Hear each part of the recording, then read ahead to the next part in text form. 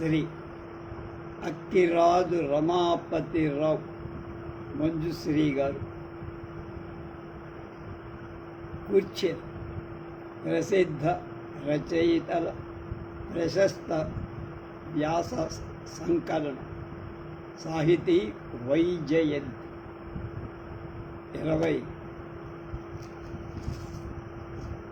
23వ భాగం 2/10/20 తేకుమళ్ళ అచ్యుతరావు గారు పెద్దనగారి మను చరిత్ర మీద మనకు అనేక విషయాలు చెబుతున్నారు. మారణ ఎలా రాశాడు, ఈయన ఎలా రాశాడు, మార్కండేయ పురాణంలో ఏముంది, అవన్నీ చెప్పిన తర్వాత ఇప్పుడు కావ్య రచన శైలి దాని గురించి. ఆంధ్ర కవిత్వంలో మొట్టమొదట రాజమార్గం చూపినవాడు నన్నయ్య భట్టారకుడైన కవిబ్రహ్మ అయిన తిక్కన సోమయాజే మొదటి ఆచార్యుడని చెప్పాలి. తిక్కన సోమయాజి అనేక ప్రశిష్యులకు ఆంధ్ర కవిత అమృతాన్ని పోషించి ఒక ఆంధ్ర కవితా శాఖ school of poetry స్థాపి Ketana, Somana, మారణ, మంచన మొదలైన మహాకవులు ఆ మహాత్ముణ్ణి చూపిన దారిలోనే వెళ్ళి అనేక ఆంధ్ర ఉద్గ్రంథాలు రచించి ఆంధ్ర కవిత్వాన్ని చిరస్థాయిగా నెలకొల్పారు. తిక్కన సోమయాజి ఆ దర్శన శక్తి సుమారు 200 సంవత్సరాల వరకు ఆంధ్ర కవుల మనస్సులలో ఉల్లములలో పల్లవిస్తోందన్నారు. అతని కవితా పద్ధతి ముఖ్యంగా రసపోషణలో భావ విస్ఫురణలు ఎక్కువ ప్రాముఖ్యం చూపుతారు. భాషా విషయంలో శైలి అలంకారాల వైపు అతడు దృష్టి మరల్చాలి. తాను ఉభయ కావ్య ప్రౌఢి పాటించే శిల్పాన్ని పారంగుడనని చెప్పి ముఖ్యంగా కావ్య శిల్పానికే ప్రాముఖ్యమిచ్చారు. శైలి విషయమంతా శిల్పానికి అధీనమే కాని అధికమని తలంచిన వాడు కనుక అతని కవితా రీతిని అనుసరించిన వాళ్ళంతా భాష కంటే భావానికి ఎక్కువ ఆదరాన్ని కల్పించారు. ఇలా ఉండగా క్రమక్రమంగా తిక్క యజ్వ పద్ధతులు పాతకాలమైపోయి ప్రాతగిల్ల ఆంధ్ర కవులు కొత్త దారుల కోసం ఎదురు చూస్తున్నారు. మరొక మహానుభావుడు ఉదయించి దారి చూపిస్తే కానీ సామాన్యులకు తోవా తెన్నులు కానిపించవు కదా. యజ్ఞదాచరతి శ్రేష్ఠ దేవేతరో జన సజత్ ప్రమాణం కురితే లోకస్థభినర్వర్తతే అని భగవద్గీత అమలోదాత్త మనీషిని ఉభయ కావ్య ప్రౌఢి పాటించు శిల్పమునన్ పారగుడన్ కళావిదుడ తిక్కన నిర్వచనోత్తర రామాయణ. అది శాస్త్రి గారి విమర్శనం 4 శీర్షికల కింద విభజించవచ్చు. కథా సంవిధానం, రసం, నీతి, పాత్రోచిత పాత్ర పోషణం శైలి. కథా సంవిధానం మను చరిత్రలోని కథా సంవిధానాన్ని గురించి శాస్త్రి గారంటే ఆయన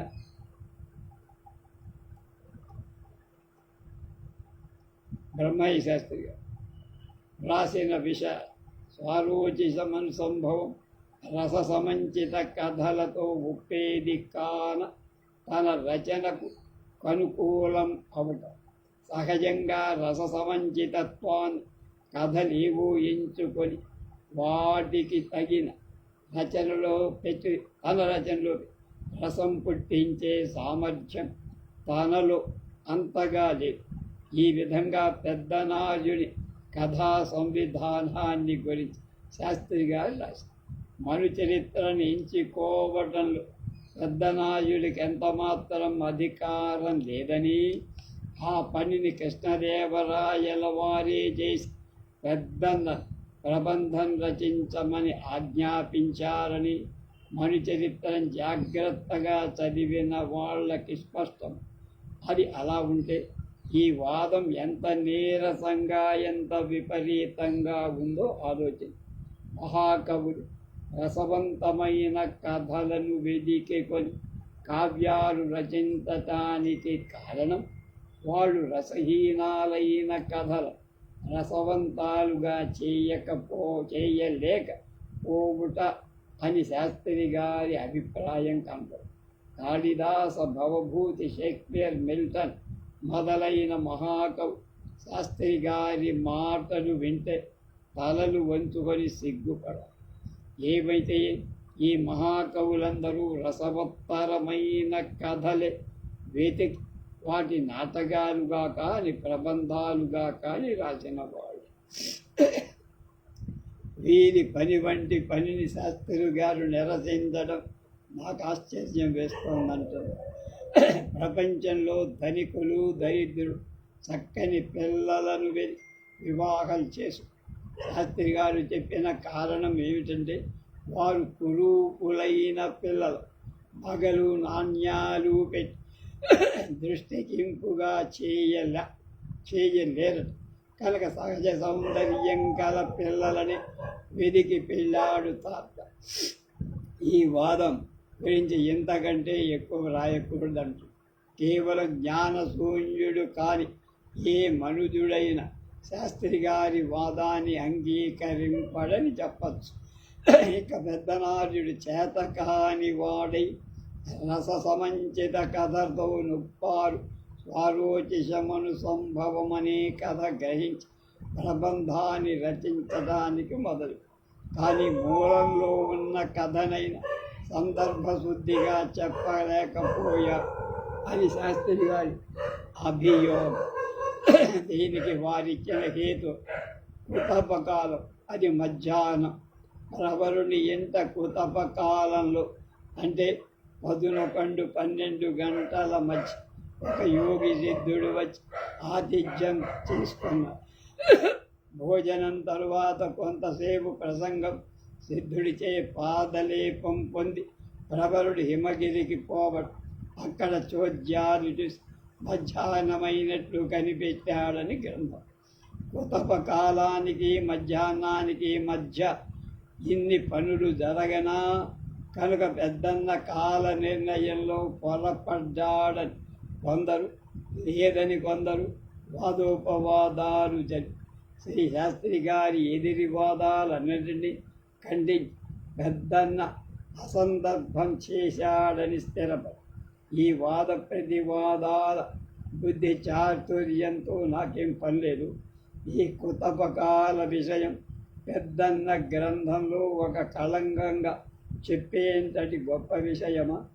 ఇది ఈ ప్రబంధంలో ఒక తృణలేశం కన్నా అల్పతరమైన అంశం కాదా? దీని గురించి మను చరిత్ర విమర్శకులంతా మహాబుద్ధిశాలు ఎంత ప్రయాస చెందారో చూడగా చోద్యము. ఇది ఒక ప్రమాదం. అంతగా ప్రజ్ఞాలోపం తెలిపేది కాదని చెప్పి శాస్త్రి గారే ఔదార్యం చూపించారుగా. కనుక కలి అనే గంధర్వుడి కథ. ఈ కథను మను చరిత్రలో పెద్దన్న సరిగా అతకలేదని శాస్త్రి గారి అభిప్రాయం. ఏ గంధర్వుడు తద్విలాసాలను ముందు చూసి తానెంతయున్ రాగాంధుండై అని ఈ గంధర్వుని గురించి హఠాత్తుగా ఎత్తి కొన్నాడట. కానీ అతని పేరు వాడి పూర్వవృత్తాంతం వరూధినికి అతనికి ఇది వరదు జరిగిన మోహ తిరస్కారం ఇలాంటి విషయ కథారూపంలో చెప్పబడలేదట. ఇదొక అసందర్భం అన్నది. వరూధిని ప్రబల సంవాదం సంపూర్ణంగా వర్ణించి వరూధిని యొక్క కాముక ప్రయత్నాలన్నింటినీ ఉల్లంఘించి ఆమెను వదిలిపోతున్నానని చెప్పి తర్వాత కథ సాగించటం. ముఖ్యంగా మరొకడు ప్రబల వేషం తాల్చి వచ్చి వరూధిని దృష్టి ఆకర్షిస్తాడని, ఆమె అతడు ప్రవరుడే అని భ్రమపడి అతడితో భోగిస్తుందని తత్కారణంగా స్వరూచి పుట్టే అని చెప్పడమే ముఖ్య విషయం. కానీ ఆ మాయాప్రబలుని పూర్వ వృత్తాంతమంతా చెప్పడం అంత ముఖ్యమేం కాదు. పూర్వోత్తర సందర్భాలు కథా ప్రణాళిక కోసం కొంచెం సూచించిన చాలు. మాయాప్రబలుడు కేవలం కొత్త పురుషుడు కాడని, పూర్వం వరూధినికి వరించిన ఒక గంధర్వుడని కవి ఒక పద్యంలో చెప్పాల్సిందంత క్లుప్తంగా చెప్పారు. అంత కథను పెంచి ముఖ్య కథకు అంతరాయం కలగజేయటం కూడా కథా సంవిధానంలో కోసం అలా వదిలేశారు. కలి అనే గంధర్వుని పేరెత్తకపోవటం ఏమిటని శాస్త్రి గారి ప్రశ్న. దానికి ఒక కారణం నాకు అనిపిస్తోందంటున్నారు టేకుమారు. సహృదయులు తెలుసుకోమంటున్నారు. కలి అనే పేరు అంత మనోహరమైంది కాదు. ఈ పేరు సమస్త దుర్గుణ సమూహ సూచన. ఈ పేరిటివాడు స్వరోచికి తండ్రి అయ్యాడని చెబితే అగౌరవంగా ఉండబోతుంది అని తలచి కవి పేరు మార్చేశారు. చెప్పదు కనుక మరొక చిన్నది ప్రారంభంలో ఈ స్వారోచిషమను సంభవ కథ ప్రబంధంగా రచించాలని కృష్ణదేవరాయలు కోరిన ఆ చక్రవర్తి చెప్పినట్లు ఈ మాటలు రాయబడి మనువులలో స్వారోచిషమను సంభవం విన ఇంపు కలిధ్వంసకం అనే కథలో కలి అనే పురుషుడు స్వరోచికి తండ్రి అయ్యడం ఎలా పొసగుతుంది? ఇది స్వవచన వ్యాఘాతం అందుబాటు కనుక ఈ సూక్ష్మాంశాల గురించి సహృదయులు ఆలోచన. 3. గంధర్వుడు మొదటల తెలిపిన పలుకులు అసందర్భంగా ఉన్నాయని శాస్త్రి గారి ఆక్షేపం.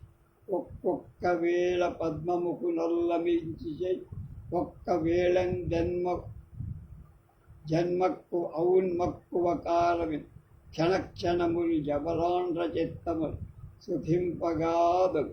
ఈ మాటలు పూర్వ పరాజితుడైన గంధర్వుడు చెప్పాల్సిన మాటలు కానీ తన రూపాన్ని మార్చువని మరొక రూపాన్ని దాల్చినవాడు చెప్పాల్సిన మాటలు కావని శాస్త్రి గారి ఆక్షేపం.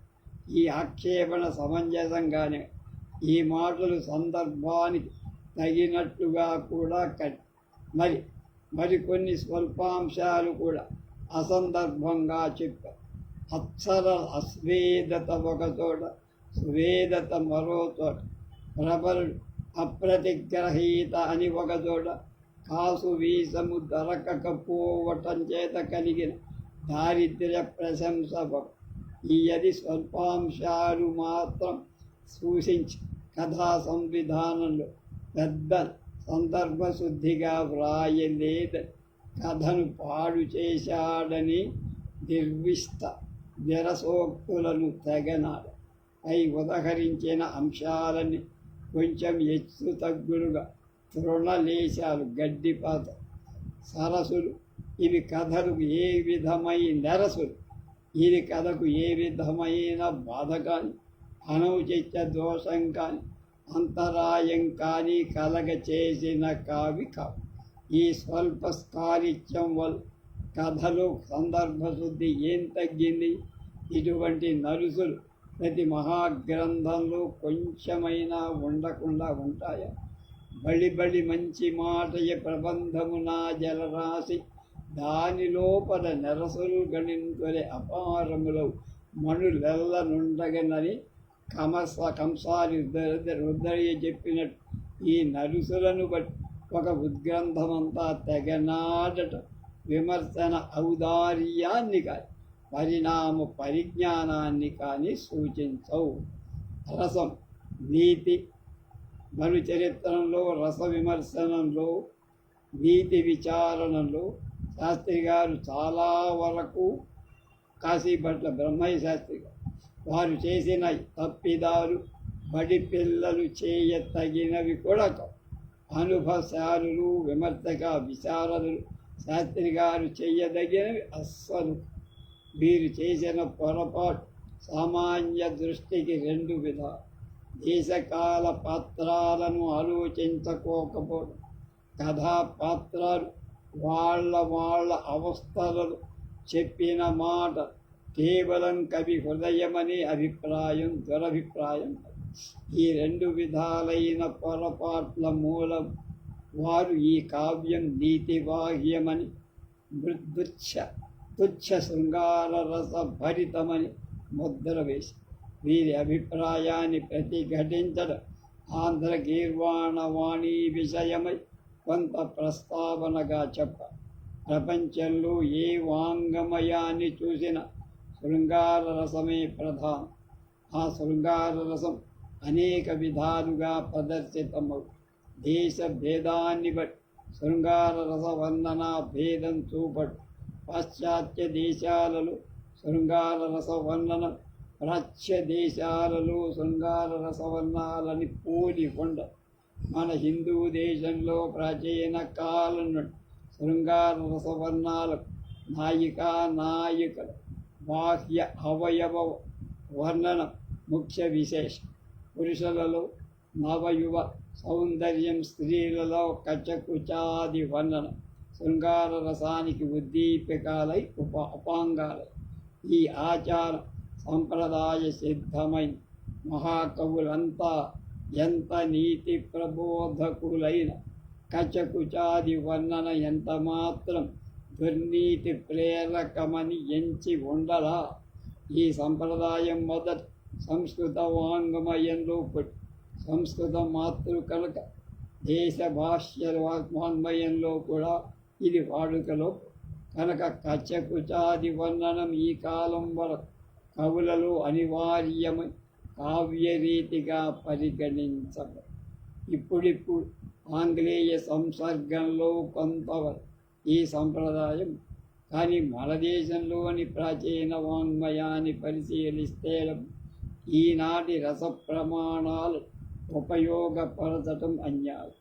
అలాగే వాంగ్మయ అభిరుచి ప్రమాణాలు ప్రతి దేశంలో కాల భేదాన్ని బట్టి భేదిస్తాయి. వాంగ్మయాభిరుచి కాలానుసరణమై అనేక కారణాల చేత మారుతుంది. ఈ భేదాన్ని బట్టి వాంగ్మయ విమర్శకులు గుర్తిస్తూ ఉండాలి. మన ఆంధ్రదేశంలో 12వ శతాబ్దానికి 16వ శతాబ్దానికి సారస్వతంలో విభిన్నత స్పష్టంగా కలదు. 16 నుండి 20 శతాబ్దికి అంతకంటే ఎక్కువ తేడా కలదు. ఈ మనుచరిత్ర 16వ శతాబ్ది గ్రంథం. ఈ కాలంలో రాజులు శృంగార రస ప్రియులు, ఆశ్రితులు కవీశ్వరులు శృంగార రస లాలసులు కావాలి. శృంగార రసం లేని స్థలాలలో సైతం ఏదో ఒక విధం శృంగార రసం చొల్పించాలి. శృంగార రసం వర్ణింపలేక కవి గాఢను అభిప్రాయం అతి వ్యాప్తమై కనిపిస్తుంది. పెద్దనలాగా అతని సమకాలీలైన ముక్కుదిమ్మన దూర్జటి వాళ్ళ వెనక సమీపగారు రామరాజభూష, పింగళీశ్వరం ఇలాంటి మహాకవులంతా శృంగార రసం చిత్రించడం తమ కాలానికి ప్రకటితమైన రుచి ప్రమాణాలు మించెను లేక వ్యక్తి ప్రత్యయాలు అతిక్రమింప మానవ జాతి నిత్య అనుభవమైన రీతి పెంపొందించాను నిర్ణయం. ఇక పాత్రల గురించి కొంత. ప్రతి దేశంలో కథాపాత్రాలు అనేక విధాలు. గుణదోషాలు కేవలం వ్యక్తిగతాలే కాక జాతి లక్షణం కూడా. ఈ పాత్ర గుణ నిర్ణయ సంప్రదాయం అన్ని దేశాలలో అన్ని వాంగ్మయాలలో వ్యాపించి ఉంది కనుక ఆయా వివరణాలన్నీ చెప్పడం ప్రస్తుతం అనవసరం. మన దేశ వాంగ్మయంలో గీర్వాణ వాంగ్మయ సంప్రదాయాన్ని బట్టి మనుష్య జాతి నాయకులే కాక దివ్య జాతి పురుషులు కూడా, స్త్రీ పురుషులు కూడా తరచుగా కథాపాత్రాలుగా ప్రవేశపడతారు. దివ్య జాతుల చరిత్రలు పౌరాణిక ప్రసిద్ధాలు. దేవతలు, గంధర్వులు, కిన్నరులు, కింపురుషులు, రాక్షసులు, ఇత్యాదులను మనం ఎవరూ ఒక జీవితంలో చూడకపోయినా మన జీవితం పౌరాణిక సంప్రదాయ ప్రసిద్ధులు కనుక వాళ్ళకి నిర్ణీతాలైన గుణదోషాలను మనం ప్రామాణికంగా ఒప్పుకోవాలి. ప్రస్తుతం మన చరిత్రలో అప్సరలు, గంధర్వులు, నాయికా నాయకులు వారి వర్తనం మానవ జాతి వర్తనలో చేరతగినవి కావు. ప్రత్యేకంగా మానవ జాతికి చెందిన వాడొక ప్రబలుడు కాబట్టి అప్సరు గంధర్వుల విహార వ్యవహారాలు